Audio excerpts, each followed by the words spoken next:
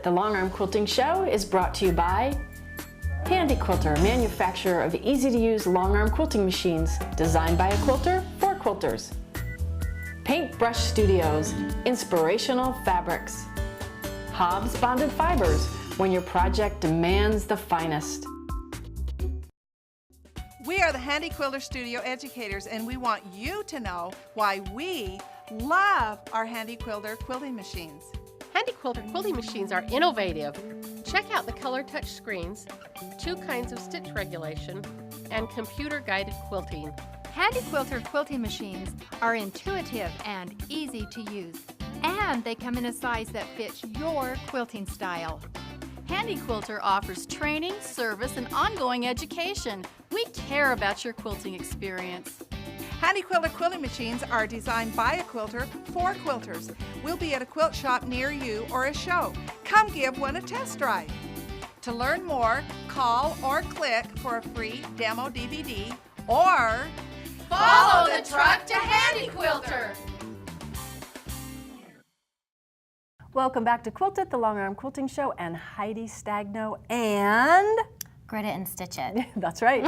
What do you have for us now? Well, we're going to go ahead and combine our 2 techniques that we did in the last 2 segments. So we're going to do the cross hatching, and we're going to use a pivot point. And we're going to be able to create these channels where you can add some fun decorative quilting. But it is important to leave a little bit of breathing room. If you just stack your quilting right on top of each other and you don't give a place for the eye to rest, then you're just kind of throwing it all together, and it can kind of look a little bit hodgepodge. Or it'll look just like background quilting. Exactly. It's not a grid. The grid's with lines gone. in there, right. Like, so, why are the lines there? Right. So what we're going to do is we're going to offset our spacing. Okay, so we need 3/4 of an inch and then 1/4 of an inch. As long as there is a difference between the space you put your free motion quilting and then just a little bit of negative space that you just leave open. So that 3 to 1 is maybe a good ratio? Okay. Yeah, yeah. Okay, so we went ahead and already stitched out our block. I've already done the stitching on our first grid line like we did with the cross hatching. Looks a little different because in the first section we were using a square. Now we have a rectangle. However, notice that I still went from point to point. Yes, same thing. I just incorporated the corners that are in the block. And with using the purple marking pen, I marked out my pivot points. Not stitching lines, they're pivot points. That's right, that's where we're gonna stop and rotate. So obviously, because of the angle we're using, we're gonna go ahead and go back to our straight edge ruler because our right angle tool isn't gonna work in this situation like it does in the corner. Too short. Too short. So I've already got my first line already stitched out. So now I can go ahead and use the ruler and put the 3/4 inch marking right there and stitch our first line. So let's go ahead and do that. Stitch in the ditch until I clear far enough out so the ruler will fit right in there. And again, notice how this is a 3x12 straight edge ruler. Well, my hand isn't 12 inches long. No. So I'm just gonna do this section by section. And notice there's a little bit of a gap between the ruler and the foot. So I don't want to do a sharp jig jog and get right onto my quilt. So I'm gonna use the ditch and I'm gonna back that up until the foot is touching the ruler and I can feel it, all right? So bring the foot to the ruler. Bring it down here, and where do we stop? Right there at the purple line. Oh, yes. And then we just pivot. Okay. All right, now we want to leave a little bit of negative space, so I'm just going to back it up, and I can use that foot and eyeball my spacing right there. So then when I line that up, now where am I aiming? Right for the to purple line. For the purple line. We're gonna pivot and stop right there. And then go ahead and make another channel right here. Stitch in the ditch until I clear. And there we go. Make a nice, that's my next big channel at the pivot point. So everything just lines up so nice Doesn't and it? neat. Okay, and no mystery here with where these marks came from. You measure in from corner to corner, that's center, measure in from corner to corner, and that's your center. Okay, so what's next? A wide line or a skinny line? Skinny. All right, so that's probably the hardest thing to do is to remember, am I doing a skinny line or a wide line? And right there, and pivot. There we go. Okay, so, and you would just continue on, alternating the spacing. I do want to go ahead and show you right over here. Okay, so this is my neighbor. And so this is one section right here. Now, if I start with a wide line, right, so this section needs to go ahead and start with the narrow line. Now, this is a little bit awkward, but in this case, I'm going to go ahead and place the ruler behind my hopping foot. And so I've got to reach back here, sorry. It's okay. And just travel along. And we have, I have to tell you, a fantastic quilter at our Long Arm Center. Her name is Sandra. She is ambidextrous, and she can actually use her rulers with her right hand or her left hand. And it's just fascinating to watch her, and she has such great control over that. So that's a talent. Yes, and rotary cutting, you don't have to move the mat or your body. Yes. Yeah, wouldn't that be nice? Okay, so we've just done our skinny line. We're gonna go ahead and back up, and we're gonna do a wide setting and stop at our pivot point right there and get my mark. Oh, guess what? My pivot point and my ruler don't line up. So that's okay. What you do is you're just going to fudge a little bit. Oh, so you're out of whack a little for bit. both. And now, this happens because our piecing isn't perfect. Okay, so obviously as you start moving closer and closer to that center line, you might notice that it nudges one way or the other. So your pivot point is your guideline, and you can go ahead and just fudge that a little bit this way. So I've moved the ruler in a little bit, and then I can go ahead and move just one little stitch and move that in. And keep going just like this. All right, and let's just do something fun because we've already got some space here ready to go. We can go ahead and, I love our settings right here. Just adjust that, and let's just do some fun little curly cues. And this is why I call it Grid It and Stitch It. You use your rulers as a frame to frame your artwork. And my artwork is all of my fun little fillers and my feathers and my pebbling and my curly cues that we work so hard to master. But without framework, it just kind of looks like it's just, you know, quilted up and textured. So that gives us some fun little spacing. Now what we can do is we're gonna go ahead and it's a mirror image. So we need to make sure that what we've done on this side, we repeat and we do over here. Yes. And then the same over here. So we're gonna go ahead and we're gonna start with a little skinny line, okay? And we're gonna do another little channel right here.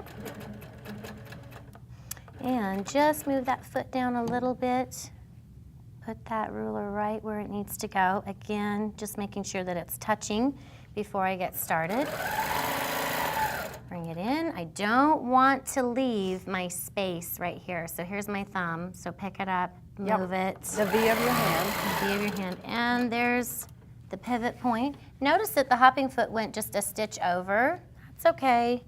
I'm gonna go ahead and just adjust that. And keep going. And let's do a wide channel over here. And you're going to just create these channels on each side of your center line. You're gonna notice that moving one direction is always gonna be a little more comfortable than moving the other direction. Because of just your body and right-handed versus Yes, left-handedness. unless we're Sandra, then, you know, we have to, you know, make the magic happen with just our left hand. if you're right-handed. So we'll go ahead and... But it's good to use that bad or difficult side. It is. And don't be afraid of getting comfortable with the uncomfortable. Yeah. So that's why sometimes we take our rulers and we just put them back in the drawer because they're uncomfortable and they're awkward. Yeah. But just know that it's okay. Spin it back behind here. Just check your placement and make sure you're ready to go, and then you can just reach behind. And sometimes with the awkward movements or positions, you just take shorter movements. So I might need to just go ahead. And the nice thing with the 12-inch straight edge ruler, the ruler is in position. I'm not gonna have to move the ruler. I can just reposition my hand as I go. So your comfort range on your awkward side isn't as wide or long as on your good side. Right, maybe I can get 2 or 3 inches quilted on the back side, but maybe I can go 4 or 5 on this side. So it's just gonna be what you're comfortable with. So we'll do another little channel here. And this one I'm just gonna line up. So we're doing the skinny one, right? Yep. Okay, here we go. Pivot, rotate, and quilt again. Maybe just one more. So I can see that you could change what you use as fillers in the wide channels and really get fun. Yes, yes. It'd really be fun. Yes, you can just show off a whole wide variety of techniques that you might know. You could even put some more grid work in there too. Wouldn't that be fun? And that's great for modern quilts. Yep. Okay, traditional quilts, you would just go ahead and use your feathers and your cabling and things like that. Okay, this one's off a little bit. Oh, one little tip for you. So if you're going to self-correct, the best place to do it is in your wide section. If you've got 2 lines together really close and you know, okay, I'm kind of moving one way or the other, wait until you get to where there's a big gap and self-correct on that one. It won't be as noticeable. It's not as noticeable. Because especially since the skinny ones are where your eye rests.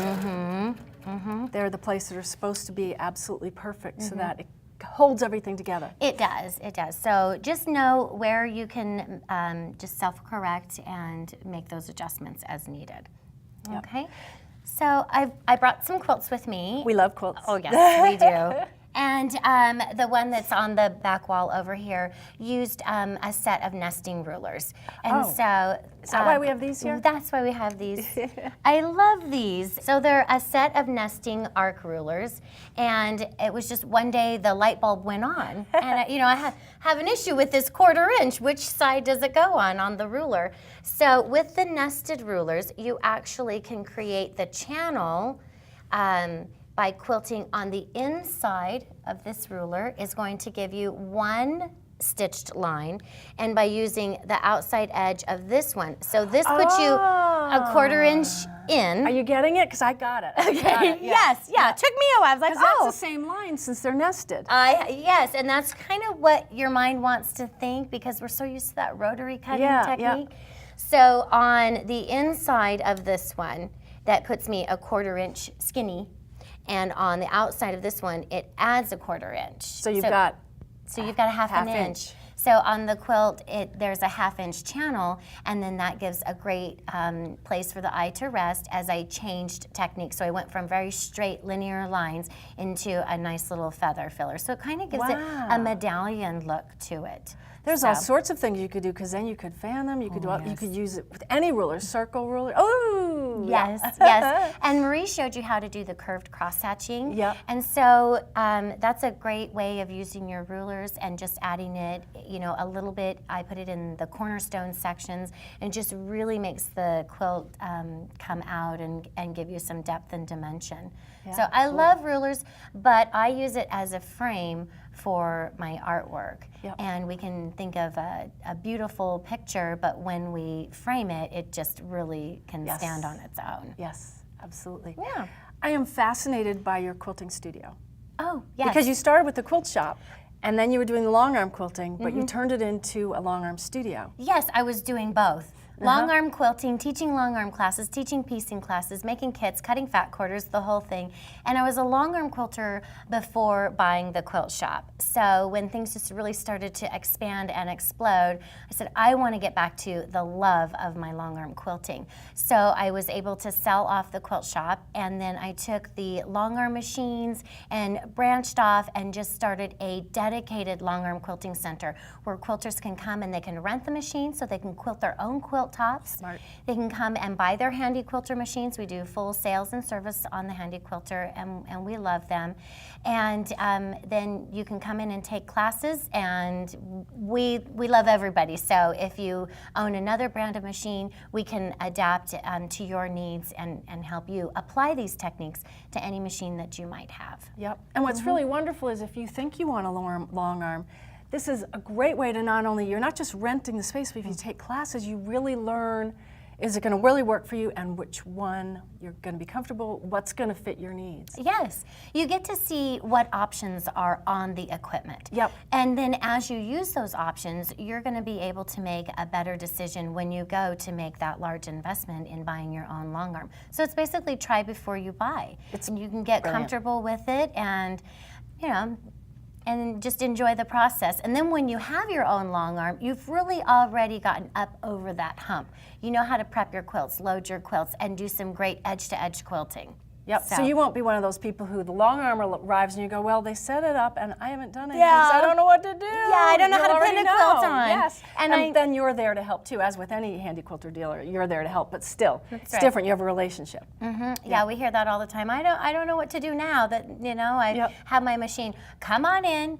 We will show you. We have beginning, intermediate, and advanced classes. So something for everybody. Yeah, whatever hand holding you need. Yes, we are there. And I'm there quilting on my customers' quilts alongside my renters. So you really do have somebody there to hold your hand and help you through the process. And you can see what a great teacher she is. Thank you. What's the name of your shop? Heidi's Long Arm Quilting Center. That's there easy. There you go, easy to remember. Yes. Well, thank you so much, Heidi, for sharing all this wisdom. Oh, thank you, Jody. Thank you. And thank you for watching Quilt It, the Long Arm Quilting Show. We'll see you next time for more great long arming fun. All right.